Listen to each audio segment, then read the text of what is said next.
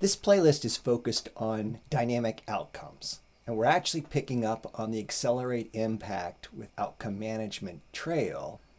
And in the Collect Data and Track Results unit, they talked about explaining how to use dynamic assessment to collect data, and specifically referred us to Salesforce help documentation and a trailhead module.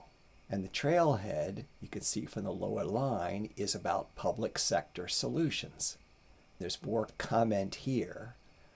So clicking out on this, we get dynamic assessments in public sector solutions. The first step is to get started. So just clicking in on that. What it says is before you start, ensure that you complete the following required content inspections with public sector solutions. And also consider these others, licensing and other things. First thing we need to do is take a look at inspections. Going back to the module overview, we can see that we can get to the inspections management here. Notice that we're talking about 20 minutes for 5 units, where the dynamic assessment is an hour. So they're looking at a significantly more complicated to look at dynamic assessment. This does include an introduction to inspections and dynamic assessments, which is helpful. And this one says before you start, make sure you've done the licensing and permitting inspections data model. This model mentions the data model, so let's go take a look. Scrolling down, we find that here is a basic model that we can look at.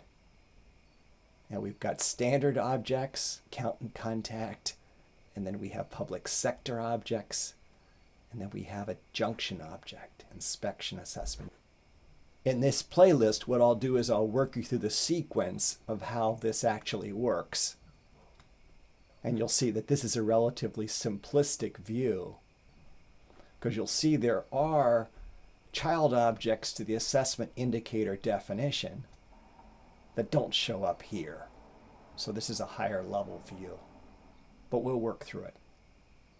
And just to make sure these objects aren't public sector solution specific, if we look at assessment indicator and assessment task, and we go out to a nonprofit cloud org, we have assessment indicators, we have task definitions and assessment tasks.